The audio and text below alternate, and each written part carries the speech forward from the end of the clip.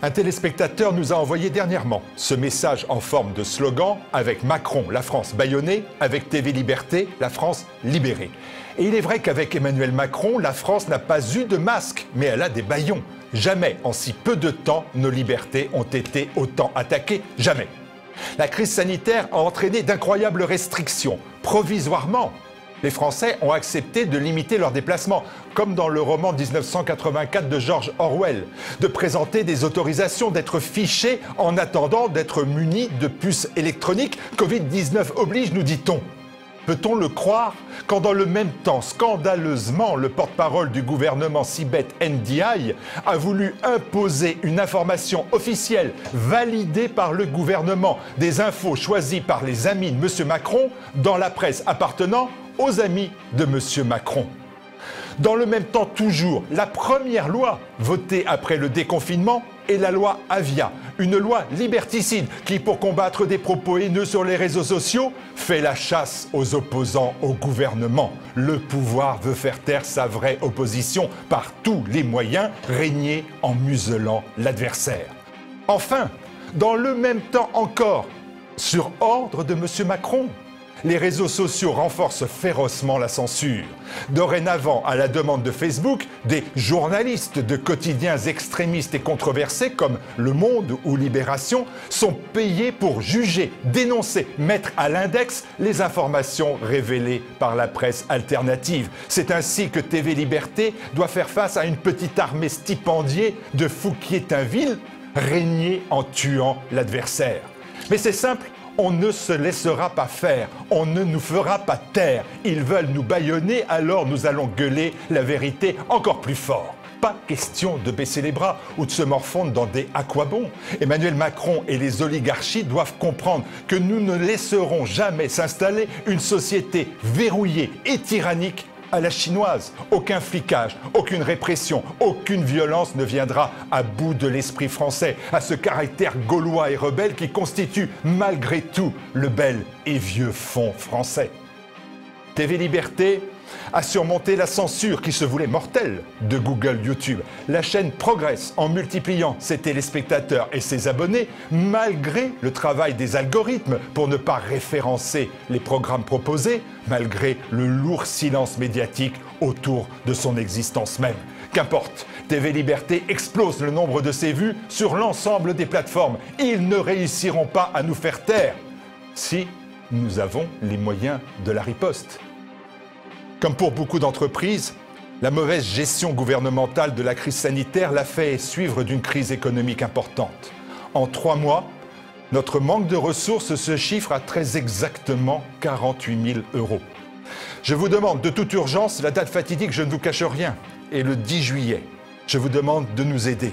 Il faut permettre à TV Liberté de passer l'été en payant normalement ses salariés et ses charges. Et surtout, d'être offensif à la rentrée vis-à-vis d'un public qui s'est considérablement élargi. C'est une nécessité vitale pour notre chaîne et, permettez-moi de le penser, pour notre pays. 48 000 €, soit 480 personnes versant 100 €, donnant droit d'ailleurs à une réduction d'impôt de 66 %. La rentrée que la crise du Covid-19 va bouleverser, va offrir des perspectives nouvelles, des nouveaux talents, des nouveaux actes, des nouveaux espoirs. Soros, Attali, Gates, Zuckerberg et consorts ont leur plan pour accélérer la mondialisation et l'uniformisation du monde. Nous avons aussi notre plan pour le monde à venir. Nous devons réussir et ils doivent échouer. Alors aidez-nous à gueuler la vérité maintenant.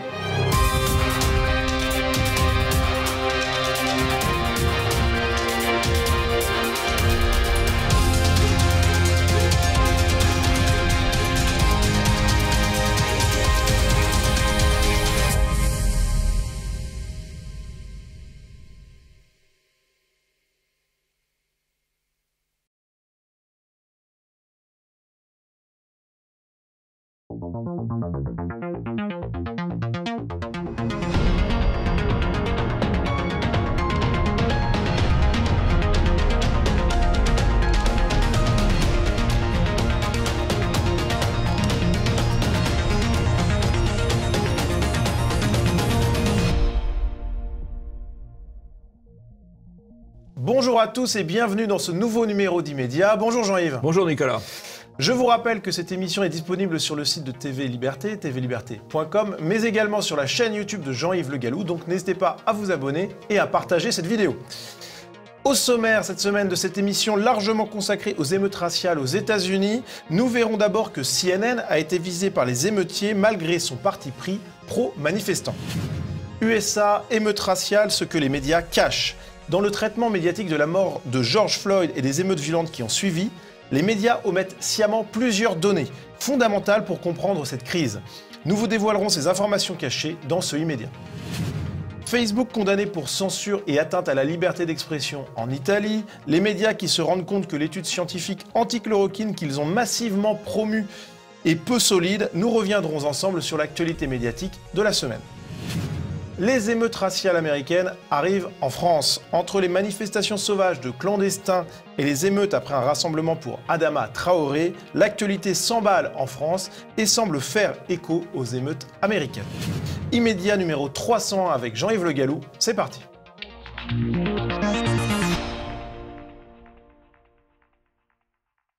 Et pour commencer cette émission, c'est l'image de la semaine. Et Jean-Yves, cette image, c'est celle des locaux de CNN attaqués par les émeutiers à Atlanta. Oui, alors CNN, c'est une chaîne de télévision, tout ce qu'il y a de plus politiquement correct, antiraciste, anti-Trump, enfin, c'est des gens parfaits, mieux que BFM. Eh bien, malgré tout, ils ont été attaqués par les émeutiers.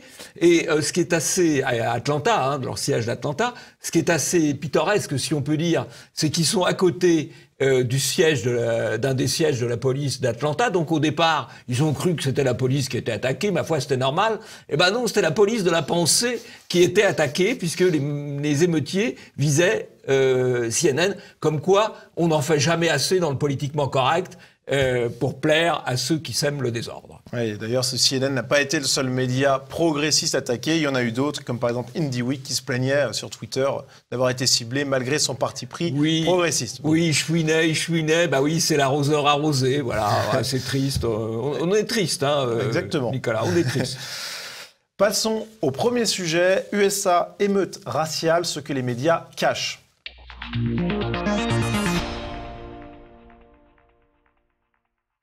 Les images sont terribles et ont fait le tour du monde et le tour des médias, français y compris évidemment. George Floyd est donc décédé à la suite d'une intervention de police, alors qu'un policier le maintenait au sol avec son genou au niveau de la gorge. Et il y a eu une reprise médiatique massive en France. Mais Jean-Yves, il y a de nombreux éléments qui ont été cachés, omis, on va dire, par les médias français.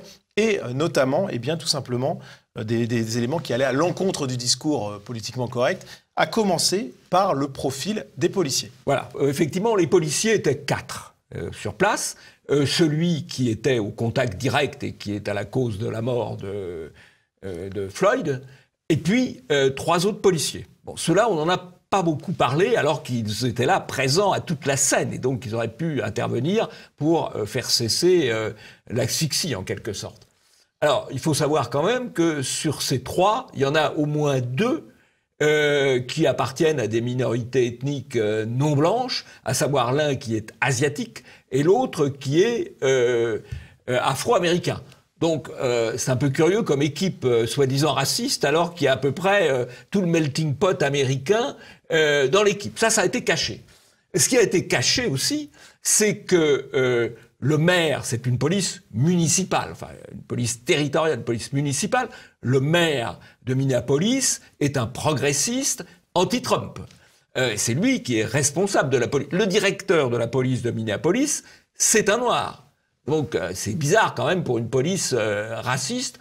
C'est un noir qui a peut-être pas pris non plus toutes ses responsabilités, puisque la personne incriminée, le policier incriminé Derek Chauvin, avait déjà eu plusieurs cas qui aurait dû conduire, je pense qu'en France, il aurait été retiré de la voie publique. Il aurait fait autre chose. Donc il y a une responsabilité de la hiérarchie qu'on ne regarde pas. Autres éléments qui ont été omis par les médias, eh bien, ce sont des mesures disciplinaires prises à l'encontre des policiers qui n'ont été mentionnées dans aucun JT, que ce soit TF1, France 2, dans les émissions de quotidien qui ont traité la question, etc. Ça a été un blackout médiatique quasiment total.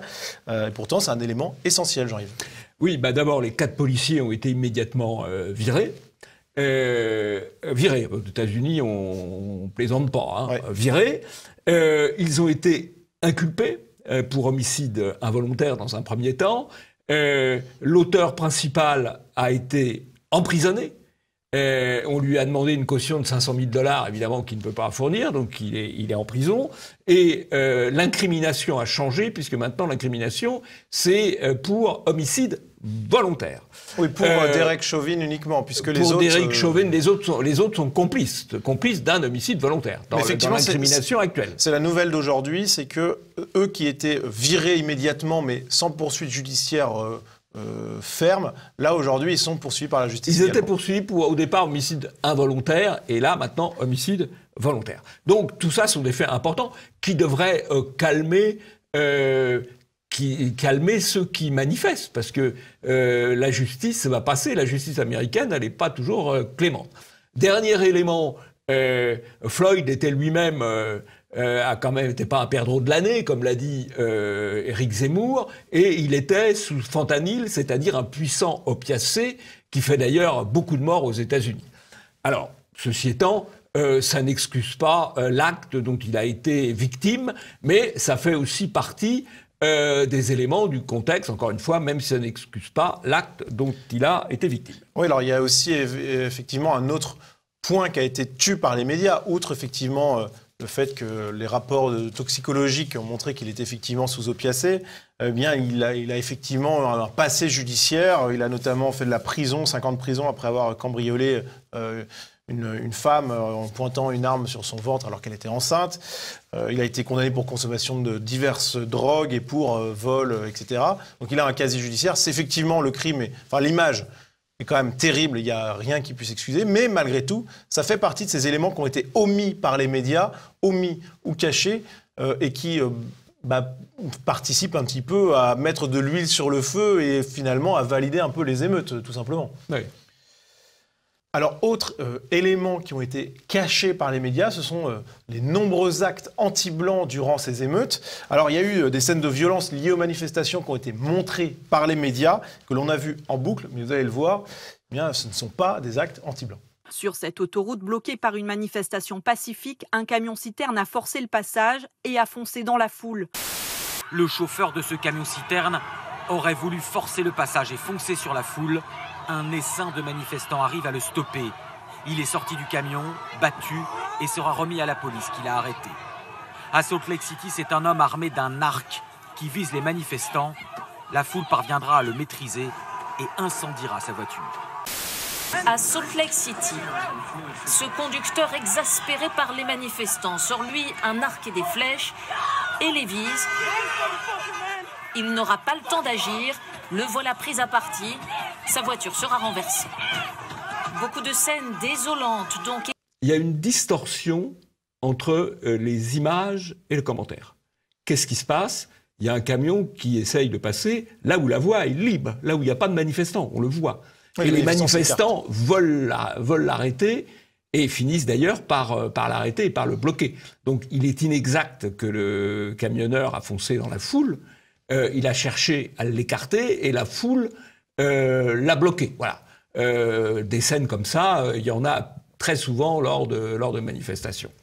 En tout cas, il y a une distorsion entre le commentaire et le fait. Et il y a aussi, Jean-Yves, une distorsion entre le fait que les médias, pour parler des actes de violence en marge des manifestations, montrent exclusivement ou quasiment exclusivement, mais là en l'occurrence sur ce JT-là, c'était exclusivement de TF1 et même de France 2 au même moment, des violences de citoyens pacifiques, on va dire, enfin extérieurs à la manifestation, contre des émeutiers, alors qu'il y a eu des autres cas de violence à l'inverse. Énormément de cas de violence à l'inverse qu'on a vu, y compris des meurtres, y compris d'ailleurs des meurtres de Noirs, et ça, alors là, blackout total dans les médias, puisqu'évidemment, ça ne sert pas la cause qu'ils veulent servir, à savoir monter des émeutes, contribuer à la montée des tensions raciales aux États-Unis. Ah, donc c'est vrai que là, en braquant les projecteurs sur ces faits-là uniquement, on fait monter, on remet l'huile sur le feu. C'est incroyable. C'est le vieux principe, hein. Vous savez, le plomb, la plume. Hein, ouais. Voilà. Il y a le même fait, en l'occurrence, il y a des faits qui sont beaucoup plus fréquents que d'autres, à savoir les agressions d'émeutiers sur des gens pacifiques. Ça, on les cache. Et les 2 ou 3 fois où il y a des gens pacifiques qui essayent de sortir un petit peu des émeutiers, là, on les pointe du doigt. Ouais. Voilà. Alors que les faits sont infiniment moins graves, puisqu'il n'y a pas mort d'homme dans un cas, il y a mort d'homme dans l'autre. Alors, autre énorme omission ou mensonge, on ne sait pas trop, on va être prudent, des médias, eh bien, c'est ceux qui concernent les chiffres de la criminalité afro-américaine aux États-Unis. On va voir un extrait du 20h de TF1. Si on se fait arrêter toutes les deux, toi t'es blanche, tu seras chez toi ce soir, moi je ressortirai peut-être jamais. Je ne veux pas habiter dans un pays où les Noirs ne peuvent pas vivre dignement. Ils tuent des gens pour s'amuser, c'est devenu un sport. Notre combat n'est pas nouveau, ça dure depuis des siècles. J'en peux plus. Et tous les gens qui sont ici en ont assez. Des mouvements citoyens se sont créés ces dernières années pour lutter contre la violence des forces de l'ordre vis-à-vis des minorités aux États-Unis. Mais la confrontation entre les deux camps risque de durer encore longtemps si des mesures ne sont pas prises pour endiguer ce phénomène. Les Afro-Américains ne représentent que 13% de la population des États-Unis et pourtant ils ont presque 3 fois plus de risques que les Blancs d'être abattus par la police. Et comme justice ne leur est presque jamais rendue, on craignait depuis longtemps l'embrasement auquel on assiste aujourd'hui. Alors d'abord, Nicolas, respect. La journaliste de TF1, correspondante aux États-Unis, c'est Gentile Canconde, qui est au jury du prix Albert Londres, qui récompense les meilleurs journalistes, vous savez. Ouais. Et il y a d'ailleurs plusieurs prix Albert Londres qui ont eu des bobards d'or, parce qu'ils avaient été tellement bons, pour être tellement bons, ils avaient beaucoup bobardé. Donc, respect, prix Albert Londres. Qu'est-ce qu'elle nous dit ? En prenant une voix très, très solennelle, très émue, elle nous dit que les Noirs américains ne représentent que 13% de la population, c'est vrai, et qui représentent 3 fois plus des victimes de la police, c'est vrai. Mais il y a toute une partie de la réalité qu'elle cache et on va vous expliquer effectivement pourquoi il y a plus de victimes noires proportionnellement à la population que de victimes blanches. On va vous expliquer pourquoi. Alors effectivement, on va reprendre posément tous les éléments permettant de comprendre pleinement la situation, chose que n'ont pas fait les journalistes, qu'ils soient au jury du prix Albert Londres ou pas. Et on va commencer donc par un graphique sur lequel on peut voir que les Blancs, hispaniques compris, sont sous-représentés dans la commission de crimes et délits. Et on peut également voir que les Noirs, qui représentent 13,4% de la population américaine, commettent 27% des crimes et délits, et ce taux qui monte à 37,4% pour les crimes violents, c'est-à-dire les meurtres, les viols et les agressions violentes, les vols, etc. Alors, vous voyez, quand elle nous dit qu'ils sont 3 fois plus victimes de la police, ça s'explique parfaitement, puisqu'ils sont 3 fois plus auteurs de crimes violents. Donc il y a exactement la même proportion. Alors, c'est intéressant à noter quand même. Là, on va retrouver également une proportion intéressante, c'est sur le chiffre, voilà, les chiffres sur les meurtres, où là, Jean-Yves, on voit qu'il y a aussi une surreprésentation massive. Alors, sur les meurtres, c'est assez simple. La population blanche américaine, hispanique, vous l'avez dit, compris, est 6 fois plus nombreuse que la population afro-américaine. 6 fois plus nombreuse. Et qu'est-ce qu'on constate ? Que le nombre de meurtres commis par des Blancs est légèrement inférieur au nombre de meurtres commis par des Noirs. Ça veut dire quoi ?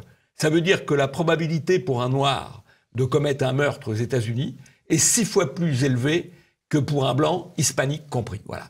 Alors effectivement, ça peut expliquer qu'ensuite, ils aient davantage maille à partir avec la police. Ça, c'est une réalité, puisque malgré tout, la police, elle a plutôt globalement tendance à fréquenter les délinquants et les délinquants violents que les citoyens lambda. Voilà. Alors c'est effectivement un élément qui aurait pu être porté à la connaissance du public par les médias français. En tout cas, juste une petite incise, puisque c'est un chiffre qui est intéressant. On a les violences entre personnes de différentes races. Et on voit que si 80% des Blancs sont tués par des Blancs, eh bien 15% des Blancs sont tués par des Noirs, tandis que seulement 8% des Noirs sont tués par des Blancs et 90% des Noirs sont tués par des Noirs. Donc on voit, Jean-Yves, qu'il y a une plus grande violence interraciale des Noirs. Oui, mais interraciale des Noirs à l'encontre des Blancs. Exact. Il y a deux choses. Il y a la violence est d'abord intraraciale. Oui, complètement. Et les Noirs victimes de meurtres sont d'abord victimes d'autres Noirs, à 90%. Et pas de policiers, pour le coup. Et pas de policiers, ou des policiers noirs aussi. Ça peut là, c'est encore une caractéristique. Et en revanche, quand on n'est pas tué par quelqu'un de sa race, on court davantage de risque d'être tué par un Noir quand on est blanc que par un Blanc quand on est Noir. Deux fois plus. Ouais, c'est vrai. Voilà, ça, c'est des faits. C'est des faits. C'est des faits. Si on avait des journalistes, ils s'intéresseraient aux faits. Mais nous n'avons pas des journalistes, nous avons des propagandistes.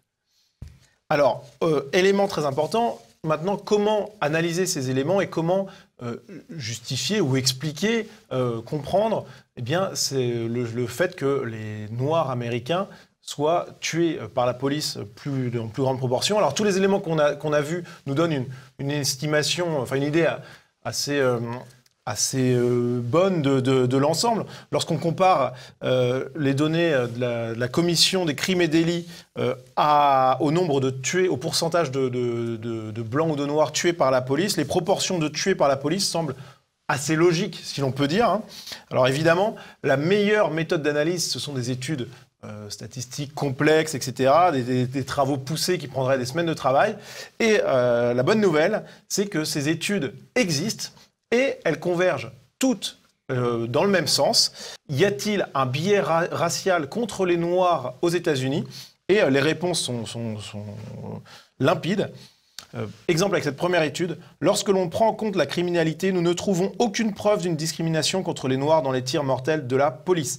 Autre étude. Les policiers blancs n'utilisent pas plus que les policiers non blancs la force létale contre les minorités. Autre étude encore. Sur les tirs policiers, nous n'avons trouvé aucune différence raciale. Et enfin, dernier exemple, nous n'avons trouvé aucune différence globale de disparité anti-noire ou anti-hispanique dans les tirs policiers mortels. Donc Jean-Yves, on voit que des études poussées sur la question écartent l'idée d'un racisme systémique de la police contre les Afro-Américains, au moins dans les tirs mortels. Absolument. Ce qui est frappant, c'est qu'il y a beaucoup plus de tués par la police aux États-Unis qu'en France. Il y en a peut-être 50 à 100 fois plus, ce qui est quand même extrêmement frappant. Mais parce que ça correspond aussi à la violence américaine, au fait que la répression aux États-Unis, elle est dure. Ça correspond à un certain nombre de réalités. Par contre, effectivement, ces études montrent que ça touche aussi bien les Blancs que les Noirs et qu'il n'y a absolument pas de biais raciste dans la police contre les Noirs. S'il y a effectivement proportionnellement à la population davantage de victimes noires, c'est tout simplement parce qu'il y a davantage de délinquants violents noirs. C'est parfaitement proportionnel. Voilà, c'est ça la réalité. Et donc ce à quoi nous assistons, c'est une opération de propagande, un montage antiraciste, une opération de culpabilisation de la population blanche qui est totalement contraire à la réalité, puisqu'en fait, honnêtement, les Blancs ont plus de risques d'être pris à partie et mis à mal par des Noirs que l'inverse. C'est ça la réalité. Et donc on a une subversion totale du discours médiatique par rapport à la réalité. Ce qui est incroyable, c'est que vraiment on a des études scientifiques, d'ailleurs dont les résultats ne sont pas forcément en concordance avec les attentes des auteurs, on croit le deviner, quand ils déplorent à demi-mot ne pas avoir trouvé de biais raciste de la police. Donc on a des études très claires. Donc si les journalistes avaient fait le minimum de travail que nous avons fait pour réaliser cette émission, avec nos maigres moyens, parce qu'on est deux et qu'eux, ce sont des rédactions entières, c'est hallucinant. C'est hallucinant, vraiment. Mais non, mais parce qu'ils ne vont pas chercher à infirmer les thèses politiquement correctes. Ça leur donnerait du travail, il faudrait du courage au sens travail, et ça leur amènerait des ennuis, donc il faudrait du courage au sens... au fond, honneur professionnel. Donc, il font leur boulot de petits propagandistes tranquilles, PPT. En tout cas, nous, on fait le boulot pour eux et c'est déjà pas mal. Dernière étape sur cette affaire des émeutes raciales. Les journalistes n'ont pas oublié une chose, c'est d'attaquer Donald Trump. On le voit avec ce titre du Parisien, Jean-Yves. Face aux émeutes, Donald Trump appelle à répondre à la violence par la violence. Et on voit même Donald Trump, le diviseur en chef. Alors, on nous a expliqué quand même, ce qui est vrai d'ailleurs, pendant toute l'affaire des Gilets jaunes, les médias français nous ont expliqué, ont repris le discours de M. Castaner, de M. Macron, etc. La police a le monopole de la violence légitime. Voilà. Ça, c'est d'ailleurs le principe des États. La police a le monopole de la violence légitime. Bah oui. Et donc, la police peut être amenée à utiliser la violence légitime. Après, on peut discuter. Et donc, on ne voit pas pourquoi Trump n'aurait pas le droit de faire appel à la police pour utiliser la force légitime, voire effectivement, éventuellement à l'armée. Qui a déjà été employé dans certaines émeutes passées. Qui a déjà été employé dans certaines émeutes passées, absolument, on y reviendra. Alors pour finir, juste, c'est vrai que quand vous parliez des Gilets jaunes, on voit c'est une du Parisien qui contraste avec l'article anti-Trump, et on voit effectivement que les titres sont importants, mais les sous-titres également. On voit par exemple que une manif des Gilets jaunes a viré au chaos, selon le Parisien, alors que c'était un chaos qui était bien moindre que les émeutes américaines, clairement. Et on a eu une magnifique, le rappel à l'ordre, avec un sous-titre « La police a stoppé l'escalade de la violence ». Ouais, c'est le 8 décembre où il y a eu, alors là, véritablement, des opérations très violentes contre les manifestants pacifiques pour les dissuader. Voilà. Pour les dissuader de revenir. Donc c'est au-delà, c'est pas du tout la répression d'une manifestation violente, c'est de la répression de dissuasion. C'est là que Fiorina Aligné a perdu son œil, alors qu'elle était totalement pacifique, à 200 mètres des événements violents. Donc on a vu sur cette partie omission massive des faits qui occultent le discours politiquement correct et attaque de Donald Trump. Je pense que c'est un schéma qu'on va retrouver un bon bout de temps durant cette période préélectorale, on va dire. Bien sûr, parce qu'il y a une opération anti-Trump par rapport aux élections de novembre prochain, bien sûr. Et pour conclure, ce tweet de Dominique de Montvalon: quelle image les États-Unis version Trump renvoient-ils de leur pays, en principe la première démocratie au monde? Une image terrifiante et inquiétante. Donc là, Jean-Yves, on tremble. Alors on tremble, sauf que ce n'est pas une image très nouvelle des États-Unis, puisqu'en 1992, donc il y a à peu près 30 ans, il y a eu des émeutes extrêmement importantes à Los Angeles, des émeutes qui ont fait entre 50 et 60 morts, et le président des États-Unis de l'époque, Bush père, avait envoyé l'armée. Il y avait 4000 soldats, dont des marines, qui ont rétabli l'ordre à Los Angeles. Donc c'est pas l'Amérique de Trump, c'est peut-être l'Amérique multiraciale, l'Amérique multiconflictuelle, l'Amérique multiraciste, parce qu'il y a un racisme anti-blanc aux États-Unis. C'est pas l'Amérique de Trump particulièrement. Passons à la revue de presse.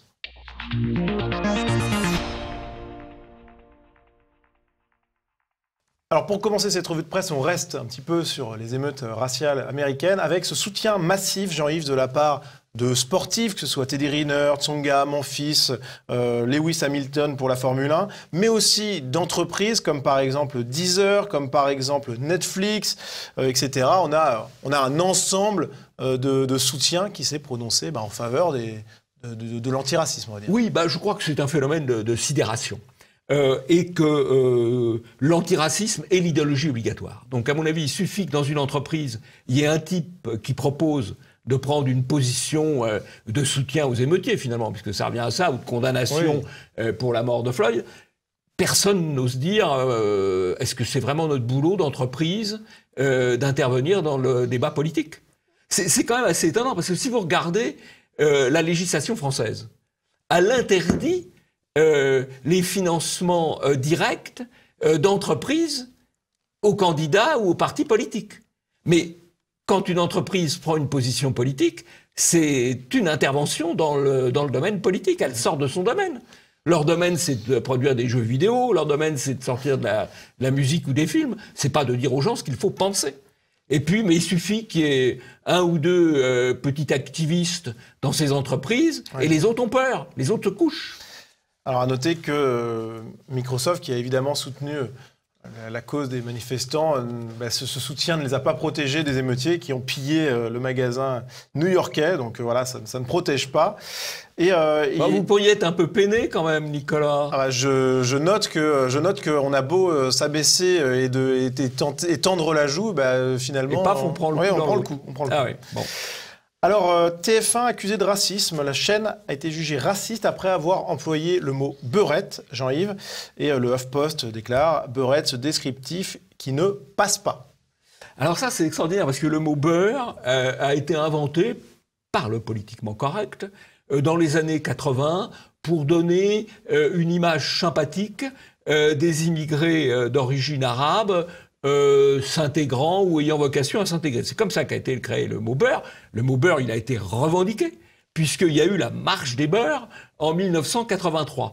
Le mot beurre, il a été revendiqué pour l'équipe de France de football, puisque en 1998, lorsque la France a gagné la Coupe du Monde avec Zidane, on a parlé d'une équipe black, blanc, beurre. Voilà. Et donc, c'était très bien beurre. Et maintenant, c'est raciste. Mince. Ouais.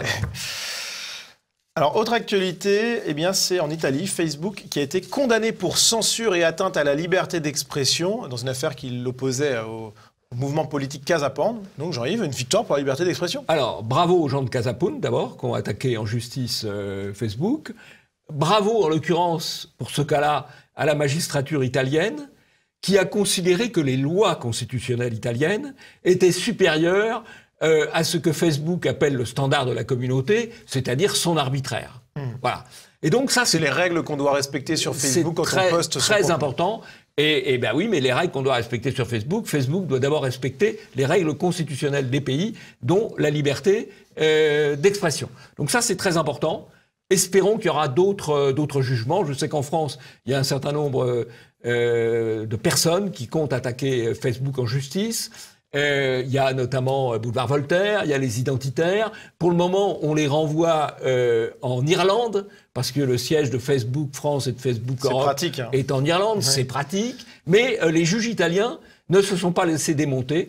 Ils ont constaté que le Facebook italien, il relevait de la justice italienne et non pas de la justice irlandaise. Il est d'ailleurs possible que les juges irlandais disent ça dépend pas de nous, ça dépend des juges californiens. Voilà. Bon. Bravo en tout cas. La liberté d'expression, ça se défend par tous les moyens, y compris éventuellement d'aller devant la justice, bien sûr.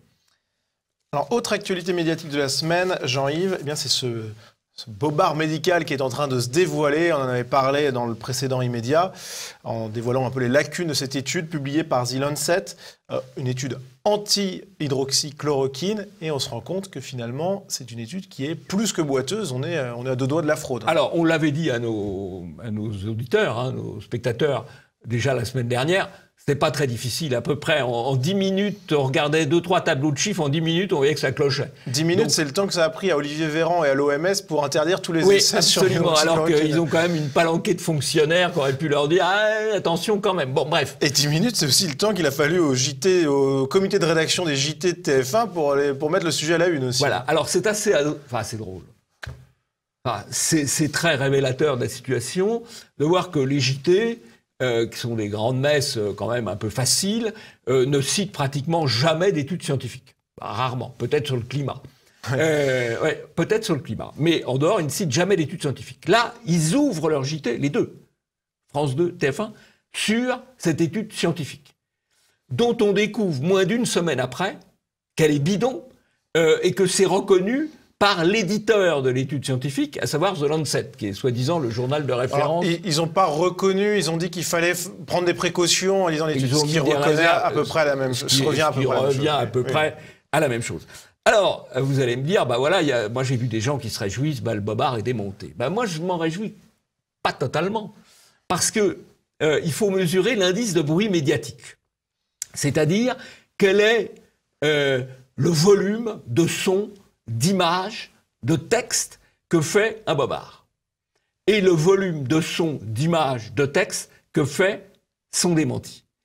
On est dans un rapport, le bruit médiatique, l'indice de bruit médiatique du bobard, c'est 100, 200, 300. L'indice de bruit médiatique du démenti du bobard, c'est 1. Voilà. Et donc il y a un rapport de 1 à 100 ou de 1 à 200 entre le mensonge et le rétablissement de la vérité. Et par conséquent, la majorité des gens, ceux qui n'ont pas la chance de suivre un peu sur les réseaux sociaux ou de regarder immédiat, ils restent dans l'idée du bobard. Voilà. C'est très, très préoccupant. Eh bien, un argument de plus à vous, chers téléspectateurs, pour partager au maximum cette émission autour de vous. Et Jean-Yves, on va conclure cette revue de presse avec cette petite phrase de Ruth Elkrief dans son interview face à Didier Raoult, qui déclare « Je ne signe pas de pétition, je suis journaliste ». Et Martial Bild, qui est directeur de TV Liberté et qui est un fin limier, eh bien, a démontré qu'elle avait en fait signé une pétition pour dire assez aux agressions homophobes. Mais en tout cas, c'est une pétition quand même. Donc elle n'est pas journaliste, ben non, on le sait. Qu'est-ce qu'elle est? Ah ben c'est votre terme. Je ne sais pas s'il est vrai, mais Ruth Elkrief mérite quand même peut-être ce terme de propagandiste. Oui, absolument. Alors, je pense que sur l'ensemble des gens qui se prétendent journalistes, il y a quelques journalistes quand même. Mais il y a quand même une immense majorité de propagandistes. Et je pense qu'il faut les appeler par leur nom. Voilà. C'est pas vulgaire, c'est factuel. Passons au deuxième sujet. Les émeutes raciales américaines arrivent en France.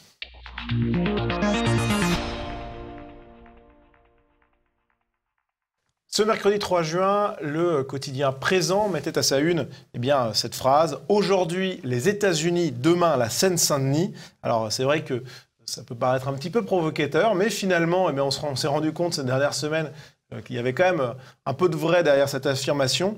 On a d'abord vu une manifestation de clandestins en plein Paris, Jean-Yves, des images impressionnantes et un traitement médiatique complaisant.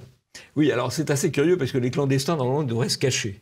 Or, aujourd'hui, ils ne se cachent plus, ils s'affichent, ils revendiquent. Voilà des gens qui sont rentrés illégalement en France, qui séjournent illégalement en France, qui, souvent, font du travail illégal et qui, sur cette base-là, revendiquent un certain nombre de choses, un certain nombre d'avantages, le tout en ne respectant absolument pas le confinement, parce que on a vu des scènes où la police verbalisait des gens qui se retrouvaient à trois sur un parc censé être interdit, et là, ils défilent à plusieurs centaines, manifestations non déclarées, et non respectueuses du confinement, mais ça fait rien.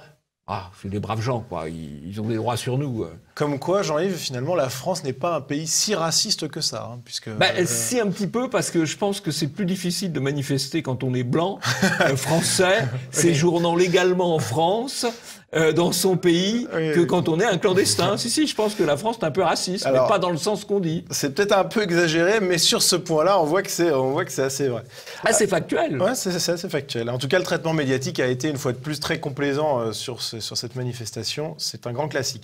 Autre manifestation qui a défrayé la chronique cette semaine, c'est la manifestation pour Adama Traoré, avec des émeutes, tout simplement, qui ont été minimisées par les médias. Par exemple, Ouest France qui parle d'incident, ou encore La Croix qui parle d'un rassemblement tendu. Mais on va le voir, c'était quand même un petit peu plus que ça. Les premiers débordements. Des manifestants vont sur le périphérique parisien et bloquent la circulation. Très vite, la police intervient et disperse la foule en lançant des gaz lacrymogènes. Au pied du tribunal, le mobilier urbain est dégradé. Dans les rues, des barricades obligent les pompiers à intervenir. La police tente de disperser les manifestants de ce rassemblement interdit, mais les affrontements se poursuivent. À Clichy, de jeunes casseurs, tous masqués, dégradent le commissariat municipal à l'aide de projectiles. Dans Paris, le climat reste tendu pendant de longues minutes. Le calme revient peu avant minuit. Les forces de l'ordre parviennent à disperser les manifestants des lieux. Vous avez eu ce qu'on appelle des incidents, c'est l'attaque d'un commissariat, des incendies volontaires et l'attaque, le caillassage de pompiers qui viennent les éteindre. C'est des incidents ou des trucs un peu tendus, voilà, selon les médias. Ça, c'est sûr qu'il y a un petit parti pris médiatique assez clair là-dessus. Et on va voir les explications de l'organisatrice du rassemblement, Assa Traoré, sur BFM. Aujourd'hui, toutes les caméras, tous les médias du monde entier sont braqués sur la France, sur le comportement qu'ils ont pu avoir hier. Hier, la manifestation s'est passée correctement, c'est très bien passé. Les images sont là, on l'a vu, nous avons des policiers qui sont montés sur le toit de la préfecture et qui ont jeté des projectiles sur les manifestants. Il ne se passait rien du tout. Le seul responsable hier de ce qui s'est passé en fin de la manifestation, c'est le préfet allemand. Il n'aurait pas dû envoyer la police face aux manifestants. Vous avez dit hier, là on est devant le tribunal, et la prochaine fois on rentrera. Ça veut dire quoi? La prochaine fois, il faut qu'on aille au procès. Ah, au procès, voilà. Dans le tribunal. Vous n'envahirez pas le tribunal, c'est ce que je veux dire. La prochaine fois, on ira au procès. Et comme on le dit, un pays sans justice est un pays qui appelle à la révolte. Elle est dans le déni total de la réalité. Encore une fois, les policiers sont intervenus sur le périphérique, comme ils le font toujours, pour n'importe qui. Quand il y a une invasion du périphérique, ils interviennent. Voilà. Bon. C'est pas illogique, hein, ça c'est clair. C'est pas illogique. Surtout que la manifestation à la base était interdite. Ils l'ont même fait pour une manifestation légale, de la manif pour tous. Dès que ça a débordé sur le périphérique, pas intervenir. Ou le printemps français, je ne sais plus. Donc, bon, c'est normal. Par contre, les policiers sont plus du tout dans le coup quand on attaque le commissariat municipal de Clichy, semble-t-il, quand on caillasse les pompiers, je vois pas bien où est la faute des policiers, quoi. Et ce qui est amusant, Jean-Yves, dans l'extrait qu'on vient de voir également, c'est que face aux propos très vindicatifs et guerriers d'Assa Traoré qui appelait à mots couverts, bon, on va lui laisser le bénéfice du doute, à faire pression sur la justice en envahissant le tribunal à la prochaine manifestation, le journaliste de BFM, il se satisfait de sa réponse. Bon, c'est un peu... On sent qu'il n'a pas envie de trop creuser, quoi, on va dire. Non, il préfère, non. Et puis, il ne dément pas non plus... Il ne met pas en contradiction les propos et les faits. Exactement. Voilà. Ouais. Alors sur le rassemblement, on a pu noter la présence de Camélia Jordana, que nos téléspectateurs connaissent bien puisqu'on l'a découvert pour beaucoup dans le dernier immédiat. Elle était présente et a chanté pendant le rassemblement une chanson dont les paroles étaient les suivantes. « La révolution est arrivée, il est temps de prendre les armes ». Jean-Yves, c'est une chanson un peu étrange. C'est une chanson des Black Panthers. Voilà, c'était des activistes marxistes noirs américains des années 70-80 peut-être. Mais c'était peut-être pas pacifique. Pas vraiment pacifique, non. Bon, comme quoi. Non. Camélia Jordana, la chanteuse à succès qui avait peur des policiers, appelle à prendre les armes, tout simplement. Il y avait le tout en anglais, hein, parce que c'est une chanson du Black Panther, en anglo-américain. Ouais. Guns, il faut prendre les guns. Ouais. Alors, autre présence de stars, on va dire, il y avait Aïssa Maïga qui était présente, celle qui s'était fait remarquer à la cérémonie des Césars pour compter les Noirs dans la salle en disant qu'ils étaient sous-représentés. Eh bien, elle était présente et elle a fait un discours qui a été salué par les médias, par BFM par exemple, qui parle d'un discours puissant, ou le HuffPost, le discours fort d'Aïssa Maïga contre les injustices. Alors, on va écouter un extrait de ce discours. Nous ne laisserons pas le cinéma français tranquille. Nous ne laisserons pas la justice française tranquille. Nous ne laisserons pas la France tranquille tant qu'il y aura des injustices. Et tant que nos frères, nos sœurs, nos enfants seront susceptibles de mourir à cause de la police qui est censée les protéger. C'est amusant parce qu'il parle de discours fort. Moi, j'appellerais plutôt ça un discours de haine. Que ça appelle quand même, on sent la violence derrière ces paroles. Alors, au nom de ce qu'elle appelle l'injustice. Bon, alors, je reviens sur le nombre de tués par la police en France. Il est très faible. Il est de l'ordre de la dizaine, dont un certain nombre de cas où il n'y a même pas de doute sur la légitimité. Quand il y a quelqu'un qui est en train de poignarder des passants au couteau, que la police utilise son arme pour le neutraliser, c'est normal.